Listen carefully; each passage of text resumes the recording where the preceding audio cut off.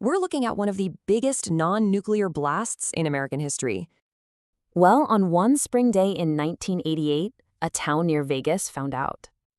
This was the day a chemical plant literally vanished from the face of the earth. Meet Pepcon. They were one of only 2 U.S. companies making a very important chemical. Basically, it's a super powerful oxidizer. It makes things burn fast, really fast. And you know how much they had on site? About 4,000 metric tons of it. And that's the problem. It was all just sitting there, a disaster waiting for a spark. So a small fire during some repairs turned into an absolute monster in just minutes. Yeah, there was just way too much fuel. The fire just exploded in size. And the craziest part, the whole thing, start to finish, was over in just 4 minutes.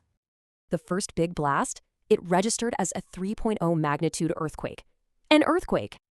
But that was nothing. More fuel was catching, building up to something way, way bigger. The final boom hit 3.5. We're talking the energy of a small tactical nuke. So just to give you an idea, that final explosion was 4 times stronger than the first. People felt this for miles. They thought it was an earthquake or a sonic boom. And where the storage area used to be, just a massive 200-foot wide crater.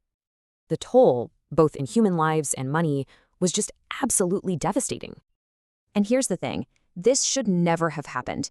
It exposed huge gaps in safety regulations. Because of this, the whole country got new, much stricter safety codes. A tragic wake-up call. It makes you wonder, right? What kind of dangers might be sitting right next door to us today?